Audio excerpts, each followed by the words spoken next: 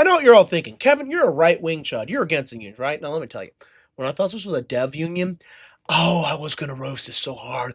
I was going to incinerate this. I was going to leave this so cooked I would be banned from cooking because it had become a war crime. I would have been brought before the International Court for cooking. But it's a quality assurance union. And they actually are right in what they're asking for. Yes, sadly, corporations have become so despotic, we're right back to the point where we actually need unions. Not to say all unions are good, but we're kind of right back where we started on this issue. And trust me, I could rant a very long time about that. But rather than that, let's just get into what the union wants. So the union makes a very simple point. They're being forced to work in cities, but they're not being paid a wage that would allow them to live in cities. They're not allowed to remote work or work from home. And they say that Microsoft and Zenimax are not really willing to pay them fair wages. And they cite that some of the contractors are being paid minimum wage, which you cannot survive on in a city. Hell, I live in a more rural area, and you cannot survive on minimum wage here. And you'd be able to survive a bit better, but it'd be a struggle. They don't get sick pay. And a lot of them are being forced to not be able to start their families because of financial uncertainty.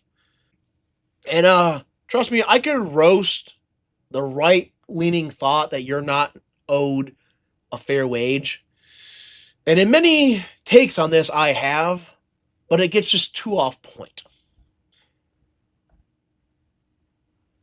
Microsoft issued a statement, which is complete bull. They go on to say, we respect the team's right to express their viewpoints and are deeply committed to reaching a fair and equitable resolution that acknowledges the team's contributions. No. First of all, that acknowledges the team contributions. That's condescending as hell. We respect the team's right to express their viewpoints. That's corporate speak for, we think you're full of it, we don't like what you're saying, but we legally can't crush you. And deeply committing to reaching a fair and equitable resolution. Okay. That's cap. Straight cap. There's two easy solutions to this problem. One, pay your workers a fair wage so they can live in those cities. Give them the benefits that, quite literally under European law, they would have to. Yeah, my fellow Americans, Europeans have way better protections for workers.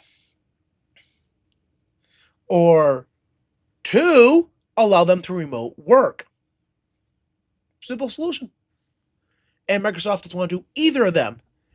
And they say that they've offered a substantial package with tentative agreements on a majority of the topics on the table. We have presented a package proposal that we believe is fair.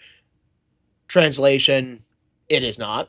If accepted, it would result in immediate compensation increases, i.e. better pay, even more robust benefits, i.e. the benefits they should have been getting in the first place, and is aligned to the company's hybrid model of 3 days in office. And I'm going to roast this. Now, I won't roast the you're not owed a fair, livable wage and how that is antithetical to capitalism, but I will roast this. So, why are corporations doing this? You have to work in the office. Is it because work from home is a bad model? No, it is actually shown to be a more productive model. And it's really good because you can see who's actually doing work by tracking metrics. So employees can't just be handing off their work to a few employees that actually do all the work and then be lazy. It ruins DEI because it shows your DEI and ESG hires are worthless. And it shows you that those evil straight white males and Asians are doing the bulk of the work. And shout out to anyone that falls outside that category who is part of does most of the work. But the reason why they're doing this corporate welfare is American banks are screwed. They have what is called an unrealized losses, tons of them, in the billions or trillions, to the point where we're about to walk into the next great banking crisis. An unrealized loss is a really schemy concept. Okay, so say you buy some stocks and then the stock craters. Until you sell that stock, even though there's no chance for that stock to ever recover, you haven't realized the loss yet. Everyone knows you've lost that money. You're never getting it back. Until you close your position, you haven't incurred a loss. And the biggest unrealized loss is commercial real estate. The COVID lockdowns obliterated the commercial real estate market to the point where a lot of holders of these commercial real estate spaces are just defaulting on their loans. It is cheaper for them to default on their loans than it is to pay them off. They're not even willing to renegotiate in many cases. And that's why you're seeing a lot of these corporations being like, oh no, we need to have you come into the office 3 days a week. And part of it's probably boomerism, which is really Gen X, the greatest generation. And at this point in time, probably a bit of millennials too. Being stuck in, you have to come into the office, and there's middle management. And then you also have to keep justifying the fact that, you're spending all that money on this massive corporate building when you don't have workers coming in no more. Kills it. You don't need that massive building. And that's a blow to these egotistical narcissists at the top of the company when you have a way smaller office, when you used to be able to sit on the 40th floor of a massive building. Or at the very least, the top of the building looking out upon the city skyline. Yeah. That's why these people are propping up commercial real estate and demanding you come into the office. All studies show office work is the most unproductive model. You lose 3 hours a day in productivity. It allows unproductive workers to shift their work off onto other people. It's just a bad model. It has been known to be a bad model forever, and there's very little science showing that it is better than work from home. Now, some people do need office work because they're not really capable of working home efficiently. But then you hear these horror stories like, well, they didn't do any work. It's like, okay, so they aren't doing work. Why are you not firing them? You can literally see them not doing work. You can have an AI keep track of who's doing what and who's meeting what metrics. Don't bull crap me. We all know their software already exists to make sure employees are doing their job.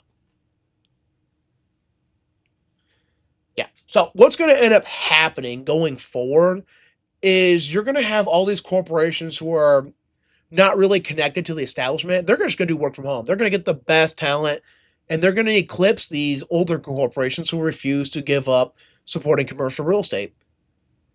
Because I'll be honest, if I start a business and I can recruit from anywhere and you can work anywhere, I can get the best talent. It's like, wait, Kevin, you're telling me you're willing to pay me an American wage and I can live anywhere on the planet? It's like anywhere they provide you can work? Yeah. Provide you're meeting your metrics? I don't care where the hell you live. But those metrics better be made. And if there's mandatory meetings, you better be in them. And corporations like that, they're the ones that are going to do really well because you can hire people working Tahiti, Vietnam, and they're getting paid an American wage. Do you know how well off you are in other countries with an American wage? Extraordinarily well off.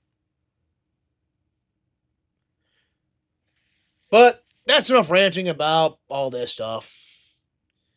Right now, I support these unions. They're getting kind of screwed. Now, dev unions, I'm less supporting of, but this is a quality assurance unions, and they're not asking for unreasonable stuff.